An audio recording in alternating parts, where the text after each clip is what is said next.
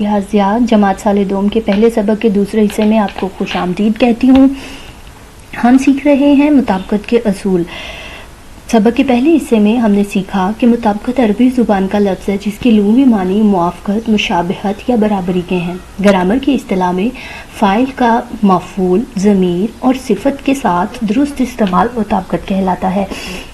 پہلے حصے میں ہم نے مطابقت کے چند اہم قواعد سیکھے۔ مجھے یقین ہے کہ آپ نے ان قواعد کی اچھی مشق کی ہوگی اور ان پر مہارت حاصل کر چکے ہوں گے۔ اب ہم مطابقت کے چند مزید قواعد سیکھتے ہیں۔ اگر فاعل یا مفعول دو سے زیادہ ہوں اور ان کے ساتھ آخر میں لفظ سب کچھ آئے تو فعل ہر حال میں واحد مذکر ہوگا۔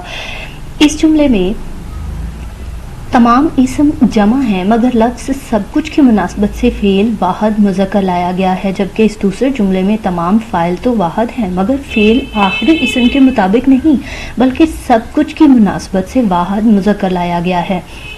اسی طرح اگر فاعل یا اسم دو سے زیادہ ہوں اور ان کے ساتھ آخر میں لفظ کوئی یا لفظ کچھ آئے تو بھی فعل واحد مذکر ہی لایا جائے گا۔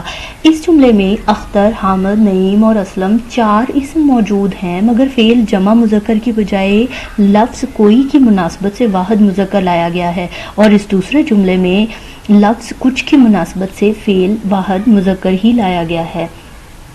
اگر موصوف جمع ہو تو صفت اور فاعل کے متعلقات خبر بھی جمع ہوں گے، اور اگر واحد ہو تو واحد ہوں گے۔ اس جملے میں موصوف جمع ہے تو صفت بھی جمع ہی لائی گئی ہے، اور اس جملے میں فاعل واحد ہے تو متعلقات خبر بھی واحد لائے گئے ہیں۔ اگر فاعل اسم جمع یعنی ایسا لفظ ہو جو بہت سی اشیاء کا ایک ہی نام ہو، مثلا ہجوم، بھیڑ، عوام، جھنڈ وغیرہ، تو اس کا فعل واحد آئے گا، جیسے فوج جا رہی ہے، ریوڑ گھاس چر رہا ہے۔ کتابوں، رسالوں اور اخباروں کے لیے فعل واحد آتا ہے، البتہ یہ فعل کتابوں کے لیے مؤنث اور اخبار اور رسائل کے لیے مذکر ہوگا، جیسے تم نے آج کا جنگ دیکھا ہے یا مکاتیب غالب آج ہی بازار میں آئی ہے۔ کسی جملے میں دو اسم فاعل کے طور پر آئے ہیں تو فعل جمع مذکر ہی بولا جائے گا۔ ان جملوں میں دو اسم بطور فاعل آئے ہیں تو فعل جمع مذکر لایا گیا ہے۔ اگر فاعل دو ہوں اور دونوں مجموعہ بن جائیں تو فعل واحد لایا جائے گا۔ ان جملوں میں گھوڑا گاڑی اور دھن دولت ایک ہی اسم فاعل کو ظاہر کرتے ہیں اور اسی مناسبت سے فعل بھی واحد لایا گیا ہے۔ اگر فاعل دو رشتہ داروں کے نام ہوں تو فعل جمع آئے گا اور دوسرا فاعل بھی جمع بن جائے گا۔ اس جملے میں نہ صرف فعل جمع لایا گیا ہے بلکہ دوسرا فاعل بھی جمع بن گیا ہے۔